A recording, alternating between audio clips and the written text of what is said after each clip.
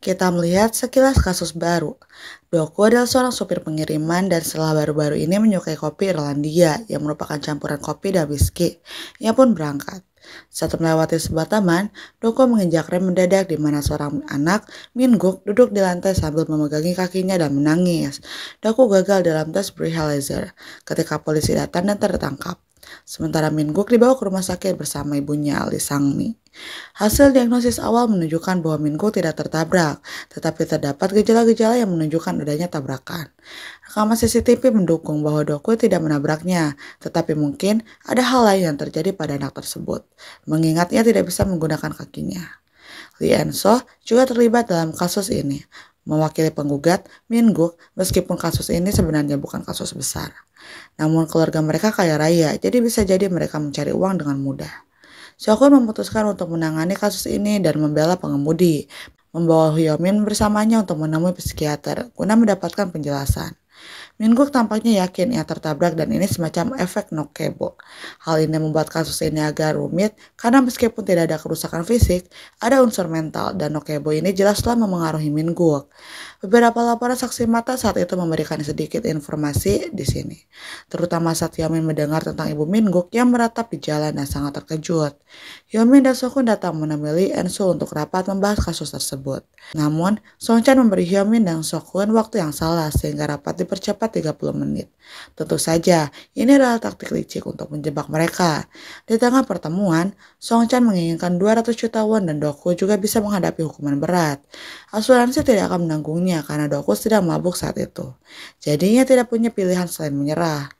Untungnya, Hyomin dan Sokun muncul dan membalikkan keadaan. Sokun memberi Hyomin tanggung jawab tambahan dengan mengizinkannya mewakili terdakwa mereka di proses pra-peradilan. Dalam pernyataannya, Hyomin menyarankan agar mereka melakukan penilaian psikiatris terhadap kondisi mental Minggu untuk menilai apakah hal ini merupakan faktor penyebab kejadian tersebut. Hyomin punya bakat untuk hal-hal detail seperti yang telah kita lihat dalam kasus-kasus sebelumnya. Jadi di sini, dia menunjuk ke rumah sakit setelah mengetahui bahwa Minggu telah mendatangi rumah sakit 5 atau 6 kali seminggu tetapi tidak ada catatan resep obat. Jika anak itu sering hadir, tampaknya ini bisa jadi kasus sindrom Munchausen pada Lee Sang-mi. Intinya kecemasan ekstrim telah menyebabkan obsesi Sang-mi merembet ke kesejahteraan Minggu. Sokun menanggapi hal ini dan memutuskan untuk menekankan bahwa Sang-mi lah penyebabnya. Hyomin tidak sepenuhnya nyaman dengan hal ini, tetapi tidak banyak pilihan mengingat mereka ingin menang. Masalahnya semakin diperparah oleh apa yang terjadi di rumah. Hyomin tidak senang mendengar ibunya ikut campur dalam urusannya, datang ke apartemennya dan membuang salah satu piringnya karena sudah usang. Namun konflik ini jauh lebih mendalam daripada sekedar piring. Mengingat apa yang terjadi dengan putrinya yang cacat, dan Hyomin mengungkapkan apa yang dipikirkan ibunya. Ia juga mengungkapkan bahwa ia juga telah putus dengan Song Chen yang membuat ibunya terkejut. Kembali di gedung pengadilan, situasi berubah drastis. Sisi ruang sidang mengetahui bahwa Sangmi masih menyusui Minguk, meskipun usianya sudah lebih dari 4 tahun. Ketergantungan itu ditambah hanya seminggu lagi di taman kanak-kanak, membuat Minguk kesulitan untuk mandiri dari ibunya. Di masa lalu, 5 tahun yang lalu, Yoon Sokun pulang dan menemukan hasil tes kehamilan positif di tempat sampah.